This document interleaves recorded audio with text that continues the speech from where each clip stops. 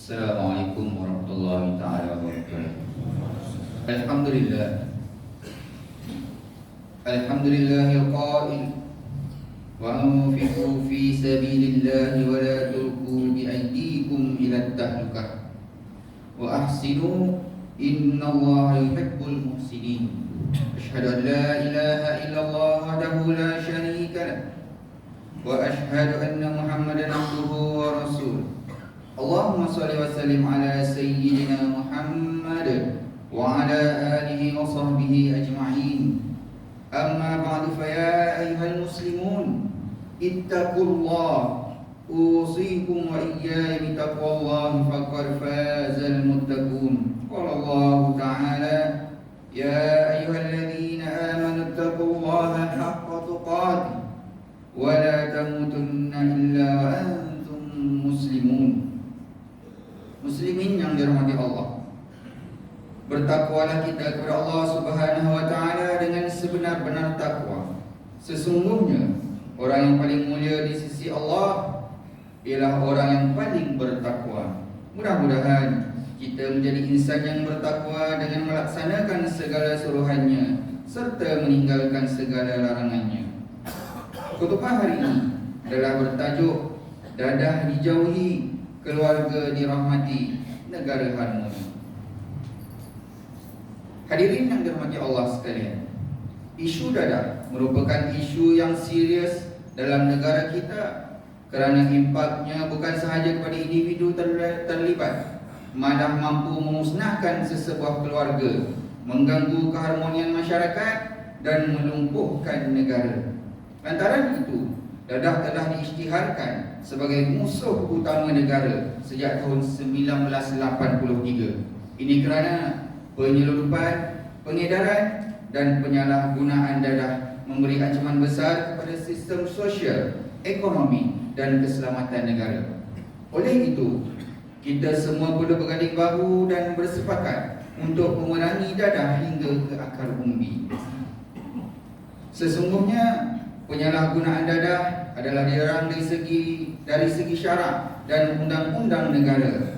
Jawatan Kuasa Mudzakarah Majlis Kebangsaan bagi Hal Ehwal Hukam Islam yang bersidang pada tahun 1981 dan 2006 telah memutuskan bahawa penyalahgunaan dadah dan semua aktiviti yang berkaitan dengan penyalahgunaan dadah seperti menanam, memproses, memiliki, menjual, mengedar, membeli atau membenarkan premis digunakan untuk bersubahat dengan penggunaannya adalah diharamkan. Pengharaman ini kerana ia boleh mendatangkan masalah yang lebih besar dan berbagai kemudaratan diri sendiri, keluarga, masyarakat dan negara, seperti menipu, menzalimi, memaki hamun, mencederakan, bahkan ada yang sanggup membunuh. Pengharapan ini juga adalah untuk menjaga akal dan menutup jalan-jalan kemusnahan yang boleh menyebabkan kerosakan diri, kehancuran keluarga dan kemusnahan negara. Firman Allah Subhanahu wa taala dalam surah Al-Baqarah ayat 195 yang dibacakan di awal khutbah ini bermaksud, dan belanjakanlah apa yang ada pada kamu kerana menegakkan agama Allah, dan janganlah kamu sengaja mencampakkan diri kamu ke dalam kebinasaan dengan tangan sendiri, dan berbuat baiklah, sesungguhnya Allah menyukai orang-orang yang berbuat baik. Hadirin jemaat yang dirahmati Allah sekalian, realitinya hari ini jumlah individu yang terlibat dalam penyalahgunaan dadah semakin meningkat. Agensi Anti Dadah Kebangsaan melaporkan bahawa sehingga September 2022 jumlah penagih adalah sebanyak 129,092 orang. Dari jumlah ini, 83.4% atau 107,633 orang adalah beragama Islam. Laporan sebuah akhbar bertarikh 31 Mei 2023 menyebut bahawa masalah penyalahgunaan dadah dalam kalangan belia berusia 19 hingga 39 tahun membimbangkan kita apabila direkodkan sebanyak 500,353 individu terpalit dengan barang haram ini sejak 5 tahun lalu. Manakala kajian Institut Keselamatan Awam KDN bersama UTM pada tahun 2023 pula mendapati dalam tempoh akan datang bahawa negara akan merekodkan 2.5 juta penagih dengan purata penggunaan 319,400 kilogram dadah yang dianggarkan bernilai RM16 bilion. Lebih parah lagi, laporan Satu Akhbar pada 10 Julai 2023, dadah dijual semurah RM18 menerusi laman web gelap. Muslimin sekalian, marilah kita renungkan bersama, apakah yang akan berlaku sekiranya jumlah ini semakin bertambah. Isu yang lebih serius apabila anak-anak terbiar dan terlibat dengan penagihan menyebabkan keluarga terancam dan masyarakat berantakan. Peningkatan jumlah penagih dadah ini amat membimbangkan yang boleh merosakkan generasi masa hadapan. Kesan buruk daripada penagihan ini menyuburkan kes-kes jenayah pembunuhan. Sebagai contoh, pada tarikh 16 Januari 2022, kita dikejutkan dengan peristiwa seorang ibu telah dipenggal kepala oleh anaknya yang disahkan positif dadah. Inilah antara kesan buruk akibat penyalahgunaan dadah. Pembunuhan yang berlaku menandakan suasana kehidupan masyarakat tidak sejahtera dan menakutkan. Rasulullah SAW telah memberikan peringatan akan terjadi salah satu keadaan akhir zaman, iaitu berlaku pembunuhan yang mengerikan dan amat berleluasa yang diperingatkan melalui sebuah hadis yang diriwayatkan oleh Abu Hurairah radhiyallahu anhu bahawa Rasulullah SAW bersabda, "Yataqarabuz zaman wa yanqusul amal wa yulqash syah wa tazharul fitan wa yakthurul harb." Qalu wa mal harb? Qala al-qatlu al-qital. Yang bermaksud masa berlalu pantas, kurangnya amalan soleh, dicampakkan sifat bakhil dalam hati, keluar fitnah sana sini, banyaknya al-harju. Sahabat bertanya, apakah itu al-harju ya Rasulullah?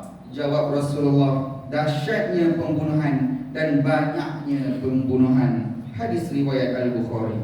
Hadirin yang dikasihi Allah sekalian, pihak IDDK sentiasa berusaha dan tidak berputus asa untuk melaksanakan pencegahan, penguatkuasaan dan merawat pulih individu penagih walaupun sudah hampir 40 tahun lamanya. Usaha-usaha ini tidak boleh dilaksanakan sendirian. Semua pihak mesti memainkan peranan dengan ikhlas dan bertanggungjawab dalam memastikan masyarakat bebas daripada dadah. Bantulah individu yang terlibat dengan memberi sokongan moral agar mereka segera mendapatkan rawatan dan pemulihan. Kita perlu menerima dan jangan sesekali menyisihkan mereka yang telah pulih, kerana mereka juga mampu memberi sumbangan kepada masyarakat. Ibu bapa pula perlu lebih serius dalam mendidik anak dengan menekankan kepada nilai keimanan dan ketaatan kepada Allah Subhanahu wa taala. Sentiasalah memantau aktiviti anak-anak di samping memohon rahmat dan taufik dari Allah Subhanahu wa taala agar anak-anak tidak terbabit dengan apa sahaja yang menjerumus kepada ketagihan dadah. Penghayatan nilai agama dalam keluarga adalah diutamakan untuk membentuk anak menjadi manusia beriman dan berakhlak Islam dalam kehidupan seharian. Muslimin yang berbahagia, antara pengajaran daripada khutbah ini yang boleh dijadikan pedoman dalam hidup kita adalah yang pertama, umat Islam perlu sedar bahawa apa sahaja aktiviti penyalahgunaan dadah adalah diharamkan dalam Islam kerana membawa kepada kemudaratan diri di dunia dan azab dengan neraka di akhirat. Yang kedua, umat Islam hendaklah beriman dan berakhlak mulia serta sentiasa berdoa kepada Allah memohon rahmat dan taufiknya supaya terhindar daripada terjebak kepada ketagihan dadah. Yang ketiga, pemimpin anggota masyarakat dan ibu bapa akan dipersoalkan di akhirat kelak jika membiarkan rakyat dan anak-anak terdedah kepada kebinasaan dan kemusnahan dalam hidup ini. A'udzubillahi minasyaitonirrajim. Ya ayyuhalladzina amanu qu anfusakum wa ahlikum nara wa quduhan nas wal hijarah 'alaiha malaikatun ghulaz shidadun la ya'suna Allah ma amarahum wa yaf'aluna ma yu'marun. Sadaqallahul azim. Maksudnya, wahai orang-orang yang beriman, peliharalah diri kamu dan keluarga kamu dari neraka yang bahan-bahan bakarnya manusia dan batu berhala. Neraka itu dijaga dan dikawal oleh malaikat-malaikat yang keras kasar layanannya. Mereka tidak menderhaka kepada Allah dalam segala yang diperintahkannya kepada mereka, dan mereka pula tetap melakukan segala yang diperintahkan. Barakallahu li wa lakum fil Qur'anil azim wa nafa'ani wa iyyakum bima fihi minal ayati wa dzikril hakim wa taqabbala minni wa minkum tilawatah innahu huwas samiul alim. Aqulu qawli hadza wa astaghfirullahal azim li wa lakum wa lisairil muslimina wal muslimat fastaghfiruh innahu huwal ghafurur rahim.